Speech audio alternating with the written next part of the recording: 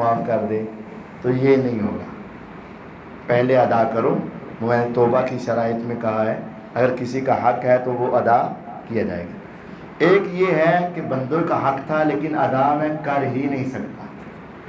اس کی شکل یہ ہے، مثال کسی نے لا علمی میں یا اس وقت کسی کی چوری کر دی. اب وہ چوری کس کی پتہ ہی نہیں. گاڑی سے کسی کا موبائل نکالا، کسی کے پیسے نکالے، کسی کو چیز. اب وہ کون تھا، کہاں گیا، کدھر ہے، وہ اب اس تک پہنچایا جا سکتا نہیں. جب ایسی شکل ہو کہ انسان حق ادا نہیں کر سکتا تو ایسی شکل میں سچی توبہ اللہ تعالیٰ سے کر لے تو اللہ تعالیٰ اس کو بھی معاف کر دیں گے اور روز قیامت اس کو بھی راضی اپنی طرف سے وہ چیز دے کر اللہ تعالیٰ راضی کر دیں گے. اور اگر وہ ادا کر سکتا ہے، اس کو پتہ ہے کیسے ادا ہونے، کہاں ہونے، تو پھر یہ پہلے ادا کرے اور پھر معافی مانگے، اس کے بغیر نہیں.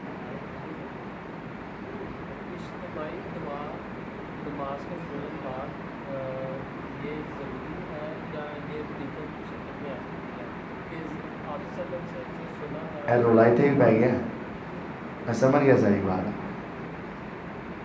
اور دوسری یہ چیز ہے، دوسرا ایک اور سوال ہے کہ آج جو فلسطین یا سیریا یا جو کشمیر میں ہو رہا ہے، گورنمنٹ اب جہاد ادھر قدم نہیں کر رہی، تو ہمارے پاس میں تو ایک یہ چیز ہے کہ ہم ان کے لیے دعا کر سکتے ہیں، لیکن یہ بھی دیکھنا چاہیے کہ ایک پراپر چینل نہیں ہے، فنڈ کے تھرو بھی ہم نہیں کر سکتے. تو ہمارے لیے کیا ہے کہ ہم جہاد ہمارے عام لوگوں پہ یہ فرض ہے اس ٹائم پہ ہم تربیت وغیرہ لے کے ہم ادھر جائیں اور ان کا مقابلہ کریں. دو سوال کیے گئے ہیں، ایک دعا کے حوالے سے اور ایک جہاد کے حوالے سے. جہاد ہر مسلمان صحت مند صاحب استطاعت پہ فرض ہے اور ہر وقت ہی فرض ہے. لیکن بات یہ ہے کہ جو استطاعت میں ہے وہ فرض ہے اور جو استطاعت میں نہیں ہے وہ فرض نہیں ہے. اب ہمارا وہاں پہنچنا سیریا میں، کشمیر میں یا دوسرے مقامات پر، اگر کسی کے پاس یہ سورس موجود ہے اور آسانی سے پہنچ سکتا ہے، اور صرف پہنچنا کام نہیں ہے، وہاں فائدہ دین اسلام کا اگر ہو سکے، کیونکہ مسلمان تو وہاں بھی بہت ہیں اور شاید ہم سے زیادہ تعداد میں ہوں گے، لیکن صرف پہنچنا کام نہیں ہے. اگر وہ مسلمانوں کی مدد کسی بھی ذریعے سے کر سکتا ہے تو کرے. لیکن یہاں رک کر یہ بات سمجھ لیجئے گا کہ اگر 10 اچھے بندے ہیں تو 20 برے بھی وہاں ہیں. تو کہیں ایسا نہ ہو کہ بروں کے ذریعے ہو کر اور مسلمانوں کا نقصان پہنچا دیا جائے اور مسلمانوں کا نقصان کر دیا جائے. اس کو پہلے آپ نے دیکھنا ہوگا. جس طرح ہمارے یہاں سارے داڑھی رکھنے والے سارے اچھے تو نہیں ہیں کہ سارے اچھے ہیں، اور سارے داڑھی مونڈنے والے برے تو نہیں ہیں، ایسا نہیں.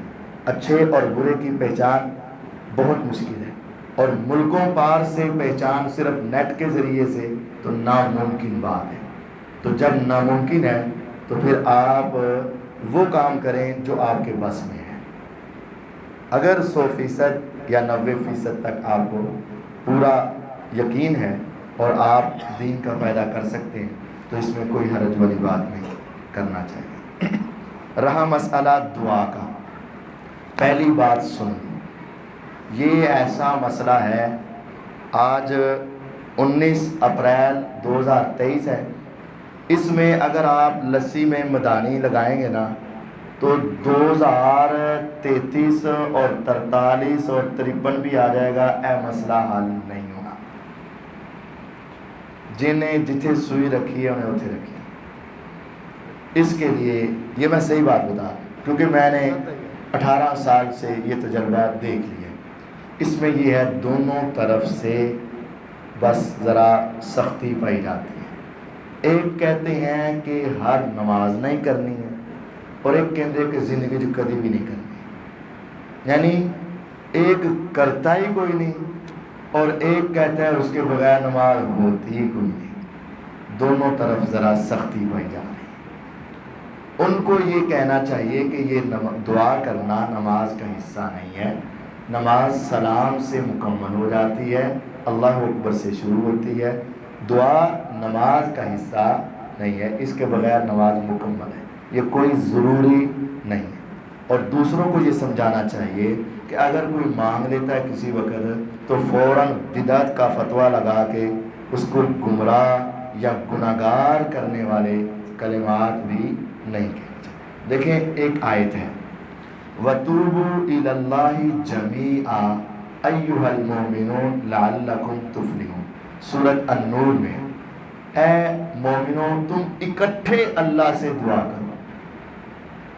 وَتُوبُوا إِلَى اللَّهِ جَمِيعًا، اے مومنوں تم اکٹھے اللہ تعالیٰ سے دعا کرو، توبہ کرو. لَعَلَّكُمْ تُفْلِحُونَ، تاکہ تم کامیاب ہو. اس آیت سے بعض علماء نے کہا کہ اکٹھے کا حکم ہے تو ہو سکتا. اسی طرح دیکھیں ہم کھانا کھاتے ہیں نا، کھانا کھانے کے بعد دعا دیتے ہیں جس سے دعوت کھاتے ہیں. تو بیٹھک میں کھائیں تو بیٹھک میں دعا دے دیتے ہیں، جہاں مجلس میں کھائیں مجلس میں دعا دیتے ہیں، مسجد میں کھائیں مسجد میں دعا دے دیتے ہیں. اللہم اطعم من اطعمنا واسقِ من سقانا، بارک اللہ فی طعامکم و شراب، اس طرح جو بھی دعا دیتے ہیں. لیکن اگر کہا جائے نا حدیث میں کیسا لفظ ہے، تو حدیث میں بڑا گیا ہے. حضور علیہ السلام کسی کے گھر میں دعوت کھانے گئے، آپ علیہ السلام نے دعوت کھائی تو آپ اٹھ کر آ گئے، اپنی اونٹ کی سواری پر بیٹھ گئے. وہ صحابی جلدی سے اندر سے باہر آئے، انہوں نے اونٹ کی لگام کو پکڑا اور کہا حضور دعا تو کر دیں. تو آپ نے اوپر بیٹھے بیٹھے ان کے لیے کیا کر دی؟ دعا کر دی. اب کسی کی دعوت کے بعد دعا کا ثبوت کہاں ہے بھلا؟ اونٹ کے اوپر بیٹھ کر جب گھر والے نے اس کی لگام کو پکڑا ہو. اگر میں صرف لفظوں پر ہی چلا جاؤں، میں آپ کے گھر میں دعوت کھاؤں، تجھے کو کری صاحب والدہ بیمار نہیں دعا کر دینا، کری صاحب حالات بڑے خراب نہیں دعا، میں کہا جلدی جا اونٹ لے گیا تو میں بیٹھوں گا اور تم لگام پکڑنا تو پھر میں دعا کروں. نہیں، تو مجھے وہاں دعا کیا کرنی چاہیے، کر دینی چاہیے. حضور کو جب کہا گیا انہوں نے دعا کر دی. ہمیں اگر کہا جائے تو ہم دعا کر دیں. لیکن دونوں طرف پھر میں کہہ رہا ہوں، ایک اس کو روٹین بنا کے ہمیشہ ہی اس کے بغیر ہوتی نہیں، یہ بھی نہیں، اور ایک زندگی میں کبھی کرنی نہیں. میانہ روی والا معاملہ رکھیں. اس سے زیادہ میں نہیں سمجھاؤں گا، لیکن اگر آپ پھر بھی نہ مانیں تو پھر تسی کبھی من سکتے بھی نہیں. کیونکہ میں ایک مسجد میں نا، یہ ریکارڈنگ نا آگے اے نا وچ کر دی. کیا ایام مخصوصہ میں خواتین مسجد میں آ سکتی ہیں؟ نہیں، ایام میں عورت مسجد میں نہیں آ سکتی. ہاں ایک طریقہ ہے کہ آپ مسجد کے حال سے الگ ایک کمرہ بنائیں جو مسجد کا حصہ شمار نہ ہو.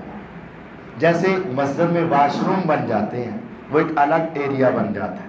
عام مسجد میں تھوکنا منع ہے، لیکن جو وضو کا ایریا بنا دیا جاتا ہے وہاں تھوکنا جائز ہے.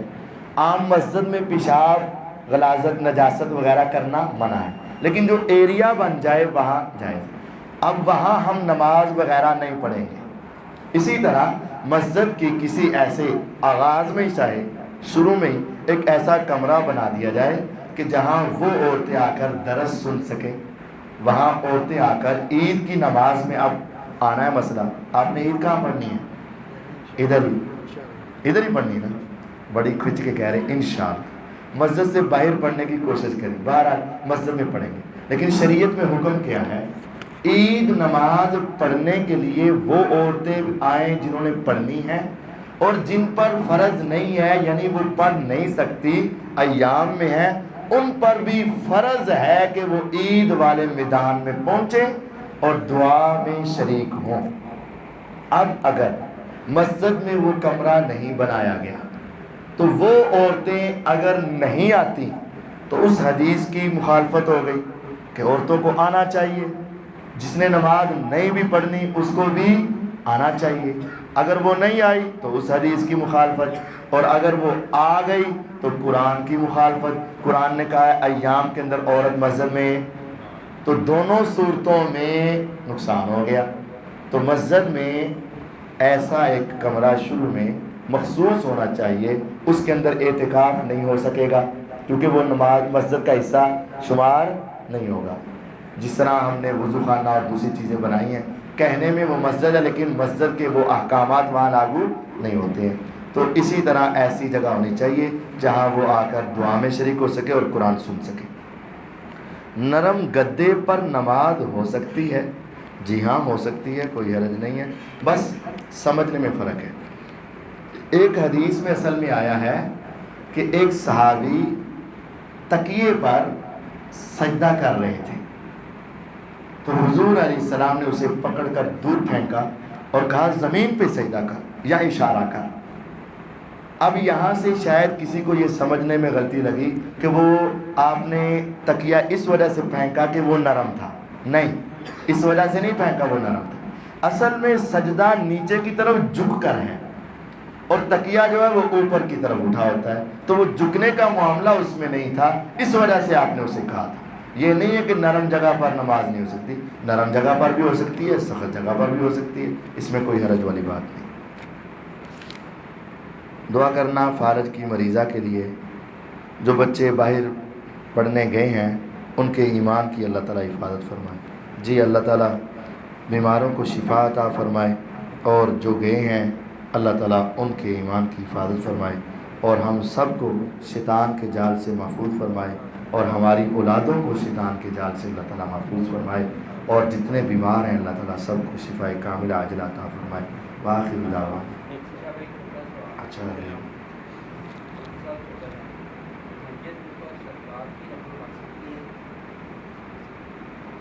ہم تسی اوکے اوکے پوچھن لگ پے.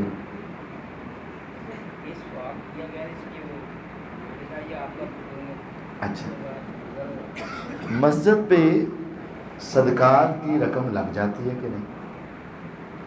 دیکھیں، زکوٰۃ ہو یا صدقات،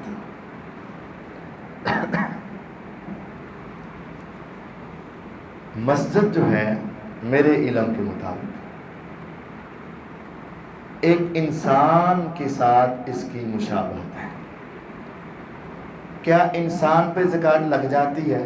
نہ تو کلی طور پر یہ کہیں گے کہ ہر انسان پہ زکوٰۃ، اور نہ ہی یہ کہیں گے کہ ہر انسان میں سے کسی پر بھی زکوٰۃ نہیں. انسان کی کیفیت دیکھی جائے. اگر انسان ایسی کیفیت والا ہے جس کے حالات بہتر ہیں، قطعاً زکوٰۃ صدقات اس کو نہیں لگیں گے. لیکن اگر ایسا ہے کہ اس کے گھر میں کھانے کے لیے کچھ نہیں ہے تو اس انسان کو کریں. اگر اگلے سال اس کی طبیعت یعنی اس کے حالات بہتر ہوئے تو اب نہیں لگیں گے، اس سے اگلے سال خراب ہوئے تو لگیں. اگر ایسے علاقوں میں مساجد ہوں جیسے سندھ کے علاقے ہیں یا دوسرے کوئی ایسے علاقے ہیں جہاں بہت ہی پسماندہ علاقہ ہے اور ان کے پاس اپنے کھانے کے لیے بھی بڑی مشکل سے گزارا ہوتا ہے، وہ مسجد بنانا چاہ رہے ہیں، مسجد کی جگہ لینا چاہ رہے ہیں، مسجد کی تعمیر کرنا چاہ رہے ہیں، لیکن ان کے پاس تو گھر میں کھانے کے لیے آٹا بھی پورا نہیں ہو رہا اور نماز کے لیے جگہ بھی نہیں، تو ایسے افراد کو دے کر وہاں مسجد بنائی جائے، چاہے زکوٰۃ کے پیسے سے بنا دی جائے، ان کی ضرورت کو پیش نظر. اور اگر یہ جس طرح آپ کیا ماشاءاللہ ایسے تے قطعاً نہیں دینے چاہیے. ماشاءاللہ تسی آپ ہی کلے سارا کرن والے ہو، تواڈے کو کہڑا تھوڑے پیسے نہیں میں کہا تواڈے کو اتنے پیسے کہ تسی پورا کر سکتے ہو.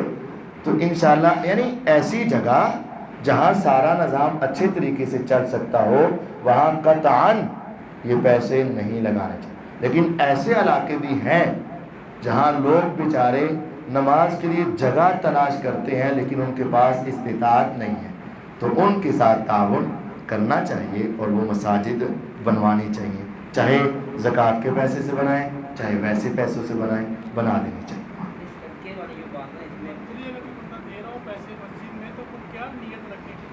اچھا، جو منتھلی پیسے دے رہا ہے یا بل دے رہا ہے یا کوئی چیز مسجد میں دے رہا ہے تو وہ کیا نیت رکھ کے دے؟ فی سبیل اللہ، میں اللہ کے راستے میں دے رہا ہوں. اچھا، اب یہ صدقہ جو ہے نا، یہ لفظ بہت وسیع ہے. صدقے کا ایک جز، ایک پارٹ زکوٰۃ ہے۔ زکوٰۃ جو ہے یہ صدقے کا ایک حصہ ہے۔ اچھا کلمہ کہنا یہ بھی صدقہ ہے۔ راستے سے تکلیف دہ چیز ہٹانا یہ بھی صدقہ ہے۔ کسی کو تنگ نہ کرنا بھی صدقہ ہے۔ آپ نے فرمایا تھا اللہ کے راستے میں صدقہ کرو، فرمایا اگر نہ ہو تو فرمایا کسی مظلوم کی مدد کر دینا، فرمایا اگر وہ بھی نہ کر سکے کسی کو سہارا دے دینا، فرمایا اگر وہ بھی نہ کر سکے فرمایا کم از کم کسی کو تنگ نہ کرنا، اے بھی صدقہ ہے۔ تو صدقے کی مختلف اقسام ہیں، اس کا ایک حصہ ہے زکوٰۃ۔ اور ویسے پیسے دیتے ہو آپ کسی غریب سے تعاون کر، اس کو بھی صدقہ کہتے ہیں۔ آپ مسجد میں دے دیتے ہو، لفظی طور پر یہ صدقہ بولا جا سکتا ہے، لیکن نیت کیا ہوئی؟ ہم اللہ کے راستے میں دے رہے ہیں۔ اور جو خاص صدقہ بولا جاتا ہے نا عموماً، وہ ہوتا ہے وہ زکوٰۃ کے اوپر صدقہ کا لفظ بولا جاتا ہے، انما الصدقات للفقراء، زکوٰۃ فقیروں کو دی جائے، صدقے کا لفظ زکوٰۃ پر۔ اور صدقے کا لفظ عموماً کہ انسان کہتے ہیں میری مصیبتیں ٹل جائیں، میری پریشانیاں دور ہو جائیں، آزمائشیں ختم ہو جائیں، کہتے ہیں جان کا صدقہ، مال کا صدقہ فلاں، تو ایسے نظریے سے دینا تو وہ غریبوں وغیرہ کو دینا چاہیے۔ جو اللہ کے راستے میں آپ دے رہے ہیں، مسجد میں، مدرسے میں یا کسی اور جگہ پہ، سحری میں دے رہے ہیں، افطاری میں دے رہے ہیں، صدقہ وہ والا صدقہ نہیں ہوگا، یہ فی سبیل اللہ ہوگا۔ تو یہ سب کو دیا جا سکتا ہے۔ جو خاص صدقہ ہے نا مصیبت ٹالنے کے لیے، بیماریاں ختم کرنے کے لیے، پریشانیوں سے بچنے کے لیے، وہ عام آدمیوں کو نہیں دیا جائے گا، وہ فقط غرباء، فقراء اور مساکین۔ اور وہ صدقہ مسجد میں بھی نہیں دینا چاہیے، وہ صدقہ مسجد میں نہیں۔ ہاں مسجد سے تعاون کرنا یہ اپنی جنت سنوارنے کے لیے لازم ہے۔ مسجد کی جو آدمی ضروریات کو پورا کرتا ہے روز قیامت، اس کو اس کا اجر اللہ تعالیٰ بہت زیادہ ادا کرے۔ تو صدقے کی مختلف قسمیں ہیں، شکلیں ہیں۔ صدقہ عربی کا لفظ ہے، خیرات اردو کا لفظ ہے، بس یہ فرق ہے، ایک ہی چیز۔ ہاں جی، فطرانہ بھی صدقے میں آئے گا، لیکن یہ صدقہ فطر یہ صرف مساکین کے لیے، صرف مسکین۔ عام زکوٰۃ مسافروں کے لیے بھی ہے، عام زکوٰۃ جو زکوٰۃ اکٹھی کرنے والے ہیں ان کی تنخواہوں کے اوپر بھی ہے، لیکن صدقہ فطر صرف مساکین کے لیے بس۔ غریب افراد کے لیے، یعنی عام صدقہ یا زکوٰۃ جہاد کے لیے بھی چل سکتا ہے، لیکن صدقہ فطر جہاد کے لیے بھی نہیں ہے۔ صدقہ فطر صرف غریبوں کے لیے، صرف غریبوں کے لیے۔ ہاں یتیم خانے میں دے سکتے ہیں، اور اپنے گرد و نواح میں جو یتیم ہیں، غریب ہیں، ان کو دے سکتے ہیں، اپنے رشتہ داروں میں جو غریب ہیں ان کو دے سکتے ہیں، بتانے کی ضرورت بھی نہیں، بتائے بغیر دے سکتے ہیں، کسی کو بتانا بھی لازم نہیں۔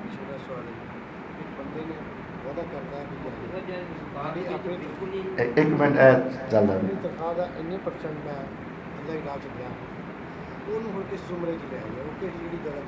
ایک آدمی نے ایک نیت بنا لی کہ میں اپنی تنخواہ میں اتنے فیصد اللہ کے راستے میں دوں گا، تو اس میں نیت فی سبیل اللہ ہونی چاہیے، اللہ کے راستے، بس کہیں بھی۔ ایک سوال ہے کہ مومن اور کافر میں نماز کا فرق ہے، تو آپ جو شخص نماز نہیں پڑھتا اس کو کافر کہہ سکتے ہیں، اور اگر کہہ سکتے ہیں تو پھر وہی سلوک کریں گے جیسے کہ اگر گھر میں جو لوگ ہوتے ہیں ایک ہوتا ہے۔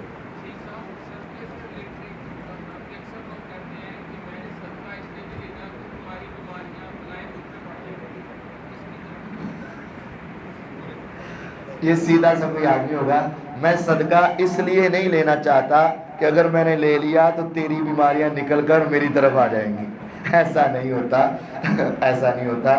وہ اللہ تعالیٰ کی رحمت سے وہ بیماریوں سے بچ جاتا ہے، پریشانیوں سے، اور اس آدمی کا اللہ تعالیٰ بھلا کر دیتا ہے۔ تو یہ نہیں ہے کہ جو صدقہ لے لے گا وہ ہم خیر نہیں، تو یہ ایسا نہیں ہوگا، ورنہ یہ بیچارے سارے غریب روزانہ یہ ہسپتال میں پہنچے ہوئے ہوں، کیونکہ جتنا یہ صدقہ، ایسا نہیں ہوتا۔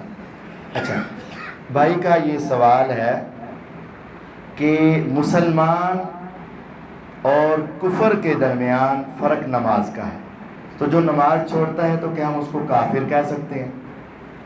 عرب علماء کے فتوے کے مطابق اس میں تھوڑی سی تفصیل کر لی جائے. ایک ہے سستی کی وجہ سے چھوڑتا ہے، اور ایک ہے اس کو حقیر سمجھ کے، معمولی سمجھ کے چھوڑتا ہے. جس طرح ہمارے اکثر مسلمان بھائی تو نماز نہیں پڑھ، بس کر صاحب دعا کریں انشاءاللہ اب پڑھا کروں گا. ایک یہ ہے، اور ایک یہ ہے اوے اچھا پڑھیاں نمازاں جڑے پڑھ دے وہ کہڑا سچ بول دے، وہ کہڑا چنگے کام کر، یعنی وہ نماز کو ایک حقیر سی چیز. تو جو حقارت یا معمولی سمجھ کر چھوڑ رہا ہے واقعتاً وہ کافر ہو جاتا ہے، چاہے ایک نماز چھوڑ. اور ایک جو سستی کی وجہ سے مانتا ہے، غلطی مانتا ہے، سستی کی وجہ سے چھوڑ رہا ہے، وہ کفریہ عمل کر رہا ہے لیکن ابھی کافر نہیں ہوا. دونوں میں فرق ہو جاتا ہے. ایک بندہ کافر ہو گیا، ایک کفریہ عمل کر رہا ہے، کافر ابھی نہیں ہوا. تو دونوں میں فرق کیا جائے گا. متعمداً فقط کافارہ، جس نے جان بوجھ کر ایک نماز چھوڑی اس نے کفر کیا. کفر کرنا اور کافر ہونا اس میں ایک سٹیپ کا فرق ہے، ایک فرق ہے. کفر کرنا اور کافر ہو جانا. جو استخفاف، حقارت یا اس کو ویسے ہی برا سمجھ کے یا فضول سمجھ کے چھوڑتا ہے وہ کافر ہے. اور جو سستی، کاہلی، مانتا ہے غلطی ہے مجھ سے، معافی بھی مانگتا ہے، تو اس کو ہم کہیں گے اس نے گناہ کبیرہ اکبر الکبائر کفریہ گناہ کیا، لیکن اس کو کافر نہیں قرار دے سکتے. جی ایسا تھوڑا سی سوال.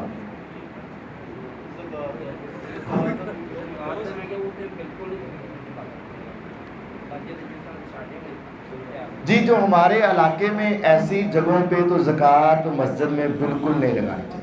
وہ خاص ایک شکل بتائی ہے. اصل میں دونوں باتیں ذہن میں رہنی چاہیے. بعض مواقع ایسے آ جاتے ہیں کہ جہاں اس کے بغیر گزارا ہی نہیں، تو وہاں لگا دیں. ان علاقوں میں زکوٰۃ مساجد میں نہیں لگانی چاہیے.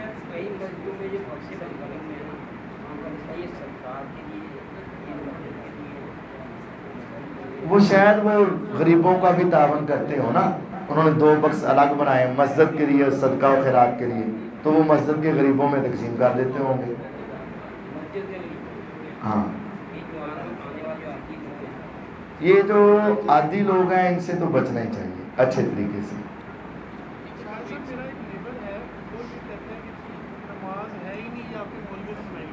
ہاں تو یہ کافر ہے. جو بندہ نماز کا انکار کرتا ہے کافر ہے. انداز اچھا ہونا چاہیے آپ کا اس کے ساتھ، سمجھاتے رہیں. سمجھانے میں تب بھی کافر سے بھی انداز تو اچھا ہی ہونا چاہیے. ابراہیم علیہ السلام نے اپنے والد سے کیا کہا؟ یا آباتی، اے پیارے ابا جان. تاج تاغونا پیارے، اے پیارے ابا جان. تو اگرچہ توحید سمجھانی تھی لیکن انداز اچھا ہونا چاہیے.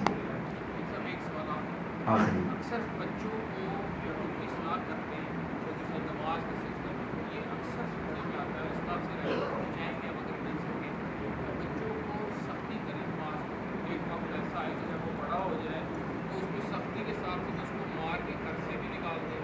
یہ بھی درست ہے کہ صرف سختی تک کریں. حدیث کا ریفرنس ابھی دے دیتا ہوں اور حدیث سنا دیتا ہوں. مرو اولادکم بالصلاۃ وہم ابناء 7 سنین. اپنی اولادوں کو نماز کا حکم دو جب کہ وہ 7 سال کے ہوں. وَاضْرِبُوهُمْ عَلَيْهَا وَهُمْ أَبْنَاءُ 10 سنین. اور ان کو مارو نماز نہ پڑھنے پر جب وہ 10 سال کے ہو جائیں. اگر وہ 7 سال کے ہوئے تو 3 سال تک ان کو نماز کے بارے میں کہتے رہو پیار سے، محبت سے، لیکن مارنا نہیں. اور اگر وہ 10 سال یا اس سے زیادہ ہو گئے اور وہ پھر بھی نہیں پڑھ رہے تو اس کو مارنے کا حکم ہے. سختی، ضرب. یہ صحیح سنن ابی داود میں 495 نمبر حدیث ہے. نہیں گھر سے نکالنے کی بات نہیں ہے، اس کو سختی کر سکتے. سال کا ہو گیا اب آگے اس کی شادی ہوگی تو آگے چھٹا اس کو بھی مان اگر استطاعت ہے تو سختی کریں، نہیں تو زبان سے کریں. تین ہے نا. اگر ہاتھ سے آپ اس کی برائی روک سکتے ہیں تو روکیں، طاقت نہیں ہے تو زبان سے روکیں. طاقت نہیں ہے زبان سے روکنے کی بھی تو پھر اپنے دل میں اس کو برا جانیں. تو تینوں میں سے جو آپ کے پاس طاقت ہے وہ آپ کریں. اس کا مطلب ہے 7 سال سے پہلے تو بچوں کو مسجد میں نہیں آنے دینا چاہیے نا. نہیں، آنے دینے کی بات نہیں ہے، نہیں یہ والا بھی مسئلہ ہے کہ وہ شرارتیں کرتے ہیں. کوئی بات نہیں. سب اس پہ بھی ایک کر دیں. کچھ لوگ ناراض ہو جاتے ہیں ادھر سے بچوں نے نہیں شرارتیں کرنی تو کس نے کرنی ہے. اچھا، اس کو بیان کر دیں کیونکہ عورتیں بھی ناراض ہو گئی اوپر سے کل کو وہ جب 7 سے 10 سال میں ہو جاتے پھر ہم ان کے آگے ہاتھ جوڑتے تو وہ نہیں پڑھتے. وہ دیکھیں بچوں کا شور کرنا واقعتاً بسا اوقات نماز میں خلل ڈالتا ہے، اس میں کوئی شک نہیں. اور وہ یہ بات بھی حقیقت ہے کہ کسی کا بچہ روتا ہے تو سر میں درد ہوتا ہے، اپنا بچہ روتا ہے تو دل میں درد ہوتا ہے. فرق تو ہے نا. کسی کا بچہ روئے گا یار کی سیاپا ہوتا ہے، تو اپنا بچہ روئے ہائے میرا لال، ہائے میرا پتر، ہائے میرا بیٹا کیوں رو رہا ہے. یہ ہوتا ہے نا، سچی بات ہے نا. تو اب دیکھیں نماز میں خلل پیدا ہوتا ہے، لیکن اس بچے کو برداشت کرنے کا فائدہ کتنا ہے اور اس کو برداشت نہ کرنے کا نقصان کتنا. جب آپ ان دونوں کو سامنے رکھیں گے نا تو برداشت کرنے میں فائدہ زیادہ ہے اور نہ کرنے میں نقصان زیادہ ہے. میرے پیغمبر علیہ السلام سے بڑھ کر کیا تم پیاری نماز پڑھ سکتے ہو؟ کبھی بھی نہیں پڑھ سکتے. پیغمبر علیہ السلام سے زیادہ توجہ والی نماز پڑھ سکتے ہو؟ کبھی بھی نہیں پڑھ سکتے. حضور علیہ السلام نماز پڑھاتے تھے، اس وقت ڈبل سٹوری منظر نہیں تھی. مرد ہوتے، پیچھے بچے ہوتے، ان کے پیچھے عورتیں ہوتی اور وہ عورتیں اپنے بچے ساتھ لے آتی.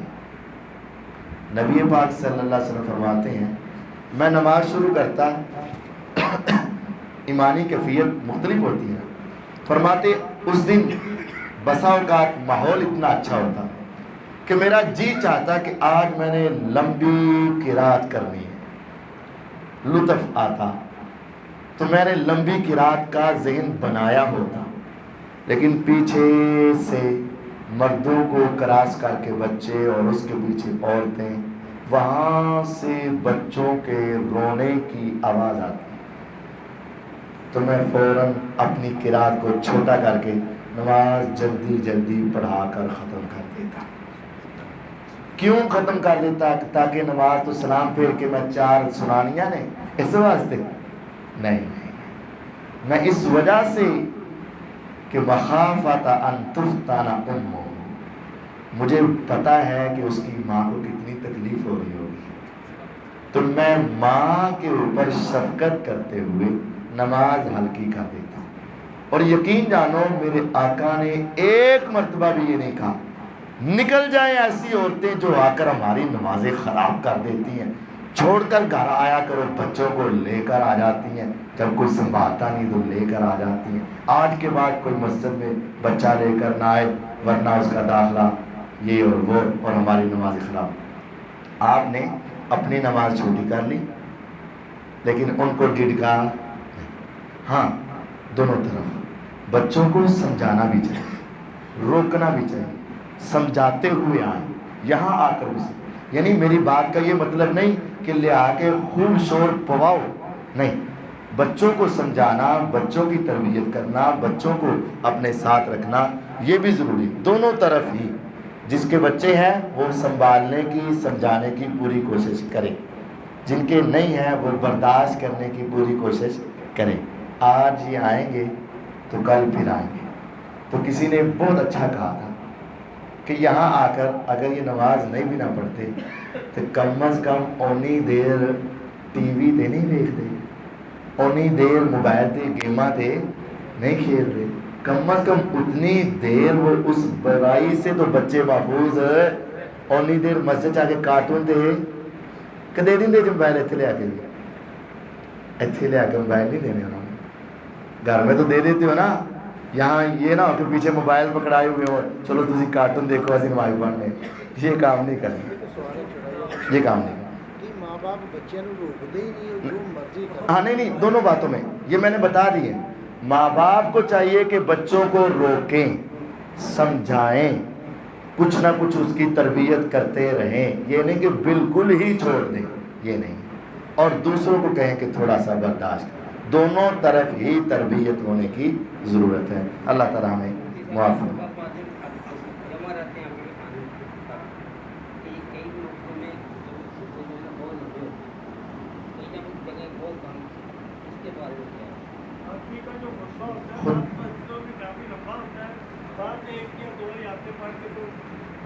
عربی کا اور اردو کا دونوں ہی خطبے چھوٹے ہونے چاہیے.